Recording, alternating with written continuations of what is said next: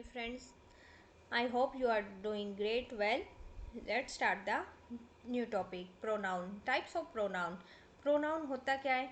सबसे पहले तो हम ये जान लेते हैं कि noun क्या होता है. Noun is the naming word.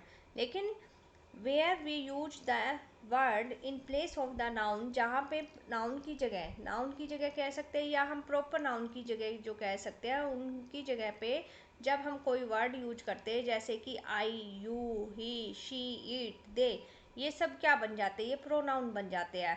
तो अब हम टॉपिक स्टार्ट करते हैं. Pronoun is a word is used in the place of a noun is called pronoun, or we can say the substitute of proper noun.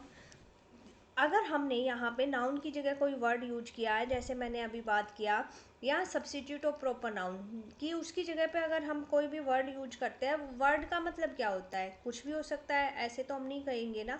Word का मतलब यहाँ पे जो प्रॉपर नाउन होता है ना, जैसे कि मैंने कहा कि राम, गंगा, सीता, या आपका कोई भी नाम मैंने लिया है, या किसी बुक का नाम लिया है, तो हम वहाँ पे क्या करेंगे? ही, शी, इट, दे, इट.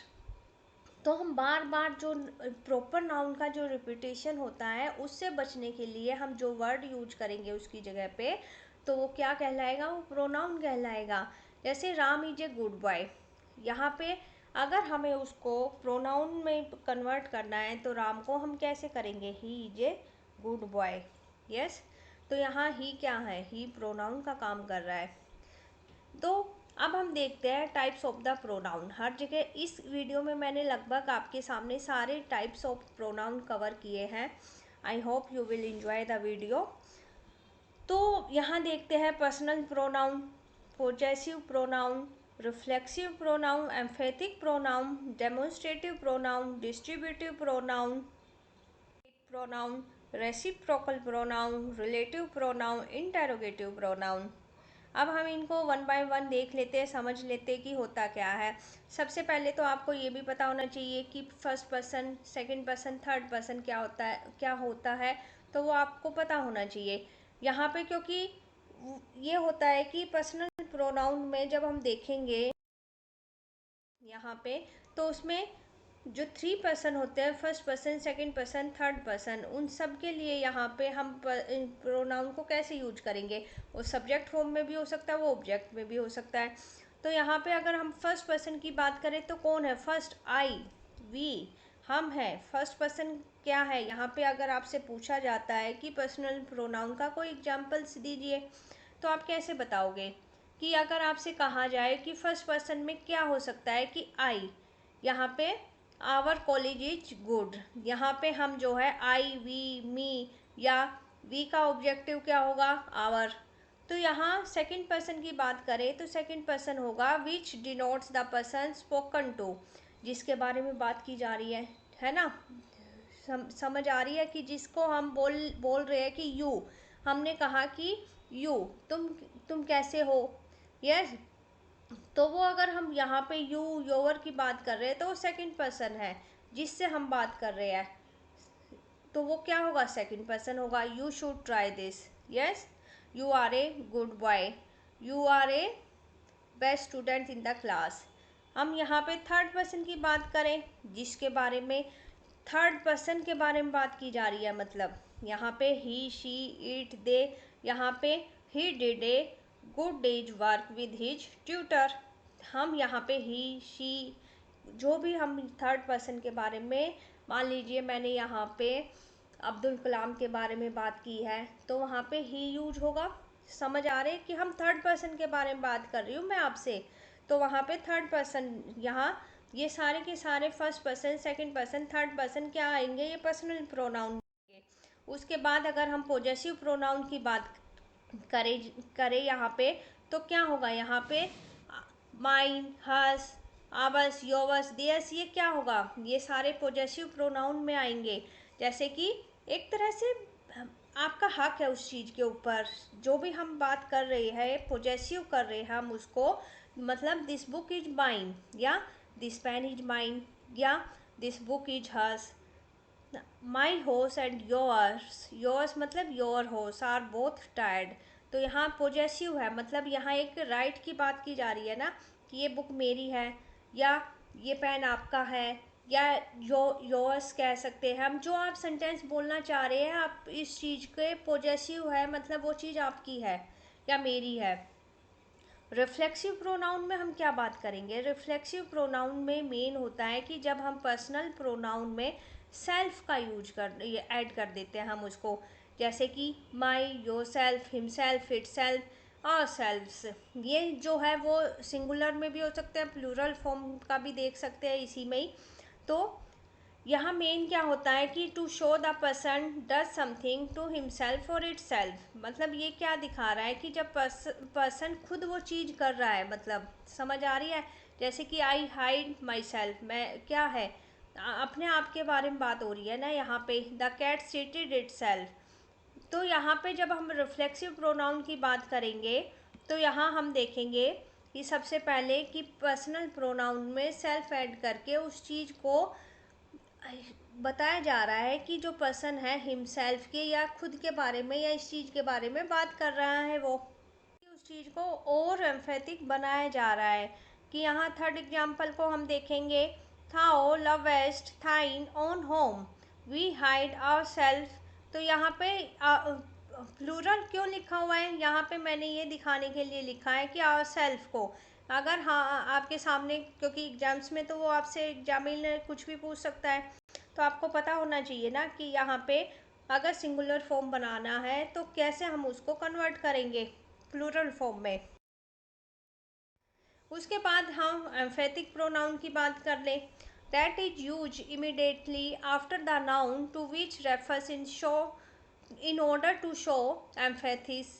तो यहाँ पे जब अगर हम एक सिंपल सी बात करें कि एम्फेटिक प्रोनाउन वो होते हैं जो एकदम नाउन के साथ उसको यूज किया जाता है, मतलब उस सेंटेंस पे और एम्फेसाइज किया जाता है, मतलब उस चीज़ को दिखाया जा रहा है कि और एम्फेटिक बनाया जा रहा है। जैसे कि सिंगुलर, यहाँ मैंने जैसे लास्ट उसमें मैंने आपको बताया था सिंगुलर और प्लूरल की।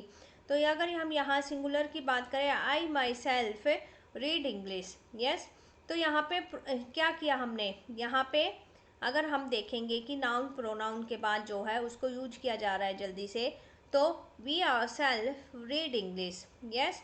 ही himself show it, they themselves show it, मतलब उसको और एम्फेसाइज किया जा रहा है उस सेंटेंस को। वहाँ पे हमने क्या किया था, हमने वहाँ पे लास्ट में उसको यूज करके सेंटेंस को बनाया था, ठीक है।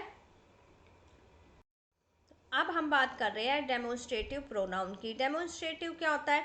जब किसी चीज़ का इंडिकेशन किया जाता है ना, दिस, डैट, दे, दीज, तो वो क्या होगा, एक तरह से वो डेमोन्स्ट्रेटिव प्रोनाउन होगा। Demonstrative pronoun points to the nouns for which they are used. जैसे कि मैंने यहाँ पे बताया आपको कि इंडिकेशन करके अगर मैं कोई भी चीज़ को बता रही हूँ कि दिस इज लाइक दिस, तो वो चीज़ क्या होगी, वो डेमोन्स्ट्रेटिव प्रोनाउन में आएगी। This is a dog, that is a cat, these are my apples and those are your bananas, the climate of the hills is cooler than the that. तो यहाँ पे दैन के बाद जैसे डैट यूज किया गया है, यहाँ पे अगर आप समझ पाए तो यहाँ क्या है, उस चीज़ को बताया जा रहा है ना, किस चीज़ को, क्लाइमेट को, of the plains. We should make people our friend and keep them so. So मतलब फ्रेंड्स, मतलब हमें लोगों को अपना फ्रेंड बनाना चाहिए और उनको फ्रेंड्स रखना भी चाहिए। डिस्ट्रीब्यूटिव प्रोनाउन जिसमें आते हैं each, every, either, neither, each of the man has cheated. यहाँ पे अगर हम ईच के साथ में अगर हम कोई भी नाउन प्रोनाउन अगर हम कोई भी यहाँ पे यूज करते हैं तो क्या होगा, वो एडजेक्टिव में कन्वर्ट हो जाएगा, लेकिन उसकी बात हम बाद में करेंगे। यहाँ पे जैसे कि मैंने नीचे बताया भी हुआ है आपको, each boy has a pen, तो ये क्या होगा, ईच के साथ बॉय आ गया तो ये क्या होगा, डिस्ट्रीब्यूटिव एडजेक्टिव में चला जाएगा। लेकिन हमें अगर ईच के बाद हमें ये नहीं है कि एकदम अगर हम कोई भी नाउन प्रोनाउन हम वहाँ पे यूज कर रहे हैं, नाउन को यूज कर रहे हैं, तो वो एडजेक्टिव में कन्वर्ट हो जाएगा। लेकिन ईच के बाद अगर हम नहीं करते हैं नाउन का यूज तो वो प्रोनाउन में होगा।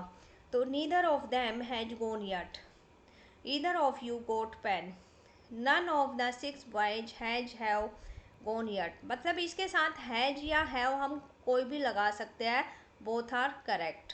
यस। इसके बाद हम देखेंगे reciprocal pronoun, each other one another. Reciprocal pronoun में क्या आता है, each other one another. Ram and Shyam fought each other, the 5 person fought with one another. Yes. तो आई होप कि आपको ये समझ आ गया होगा, कोई कंफ्यूजन नहीं होगी। और उसके बाद जो है हम बात कर रहे हैं कि यहाँ पे इनडेफिनेट प्रोनाउन की। यहाँ पे क्या होगा, are use definitely, they don't refers to any person or things in a particular but to person or things in a general way. जब हम किसी चीज़ को यहाँ पे बात कर रहे हैं, किसी भी पर्सन को या थिंग्स को कोई पर्टिकुलर वे में हम उसको यूज नहीं कर रहे हैं, मतलब कॉमन चीज़ें, हम एक कैटेगरी को या किसी भी लेके किसी को नाम नहीं दे रहे हैं, हम जनरल वे में हम बात कर रहे हैं, जैसे कि somebody, someone, everyone, anyone, no one, one, nobody, some, few, any. समझ रहे हैं कि हम जनरल वे में ही बात कर रहे हैं, कोई भी किसी को हम जो है वो यहाँ पे इंडिकेट नहीं कर रहे हैं कि ये है, ऐसे हम कॉमन चीज़ों की कैटेगरी की बात कर रहे हैं यहाँ पे। Everyone should respect his elders, everybody has cross this river, no one offer to accompany him. तो यहाँ पे हम जनरल वे में बात कर रहे हैं, हम किसी की भी कैटेगरी को उठा के बात नहीं कर रहे हैं यहाँ पे। One must use one's best effort if one wishes to gain success. तो यहाँ क्या हमने देखा कि यहाँ पे हम जनरल वे में बात कर रहे हैं, हम एक ही पर्सन को, एक ही चीज़ को उठा के उसके बारे में उसको पॉइंट आउट नहीं कर रहे हैं। रिलेटिव प्रोनाउन क्या होगा, यहाँ पे वो होगा कि take the place of the noun to which they are related and acts like joining words. मतलब यहाँ पे जहाँ पे आप देखेंगे कि ज्वाइनिंग वर्ड्स जहाँ पे आ रहे हैं तो क्या होगा, वो रिलेटिव प्रोनाउन होगा। This is the boy who broke your slate, this is the noun which Sultan built, I don't know what has happened, he that is not with me is against me, who works hard passes। मतलब यहाँ अगर last के में बात कर रहे हैं हम यहाँ पे, तो who works hard passes, जो मेहनत करता है वो पास हो। प्रोनाउन में who, which, what, मतलब ये ज्वाइनिंग वर्ड्स है, मतलब एक दूसरे से ज्वाइन कर रहे हैं हम सेंटेंस को, उसकी जगह पे जो रिलेट कर रहा है ना वो रिलेटिव प्रोनाउन में आता है। इंटेरोगेटिव प्रोनाउन, जिसमें एक इंटेरोगेटिव में क्या होता है कि जब हम कोई चीज़ की इंटेरोगेट कर रहे हैं, उसके बारे में पूछ रहे हैं, who, whom, whose, ask question about persons only which is use for the both persons and the things in A selective sense. Which of the two girls has not paid her fees. तो हम यहाँ पूछ रहे हैं ना कि कौन सी लड़की है जिसने अपनी फ़ीस पे नहीं की है। What will you give me on my birthday. तो यहाँ इंटेरोगेटिव आ रहा है, सबसे मेन इम्पोर्टेंट है, हमें ध्यान देना है कि क्वेश्चन मार्क है यहाँ पे इंटेरोगेटिव प्रोनाउन में। वट हैपेंड देन, तो ये मुझे लगता है कि इसमें कोई कन्फ्यूजन नहीं होगा, अगर होगा भी तो I am here for you. तो आप पूछ सकते हैं मुझे मैसेज करके कि मैम हमें यहाँ पे कन्फ्यूजन है, ये समझ नहीं आ रहा है।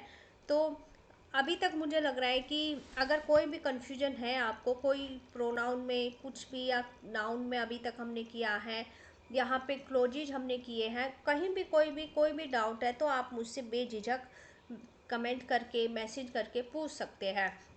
अगर आपको मुझसे पर्सनल अगर कुछ भी टॉपिक समझना है तो वो भी आप मुझसे मैसेज करके पूछ सकते हैं, बात कर सकते हैं। अगर कोई भी एक ऐसा नहीं है कि जो हम टॉपिक कर रहे हैं हम सिर्फ उसी के बारे में बात करेंगे, हम किसी भी टॉपिक के बारे में, इंग्लिश के बारे में कोई भी अगर कन्फ्यूजन हो रही है आपको कहीं भी, या किसी चैप्टर में कन्फ्यूजन है, तो आप वो मुझसे पूछ सकते हैं। आई होप कि यहाँ जो हमने प्रोनाउन, लगभग ऐसा नहीं है कि हमने 7 प्रोनाउन किया, 8 प्रोनाउन किया है, यहाँ हमने 10 प्रोनाउंस अलग अलग जो बुक में अलग अलग जगह पे दिए गए हैं, वो मैंने एक साथ में वीडियो में उसको पूरा का पूरा डिफाइन करने की कोशिश की है। फिर भी अगर कोई भी कन्फ्यूजन रह जाता है कि ये हमें समझ में नहीं आ रहा है, या कोई एग्जाम्पल्स है आपके सामने, क्योंकि अगर आप कोई भी कॉम्पिटिटिव एग्जाम्स में देखोगे तो सिंपल प्रोनाउन आपसे, ऐसा नहीं है कि एक सेंटेंस उठाए कि ही जे गुड बाय, ऐसे पूछ लिया, वो ऐसे नहीं पूछेंगे। वो पूरा प्रॉपर एक सेंटेंस आपके सामने, एक पैराग्राफ एक देते हैं जिससे आपसे क्वेश्चन किए जाते हैं। तो thank you so much for watching my video. Thank you so much.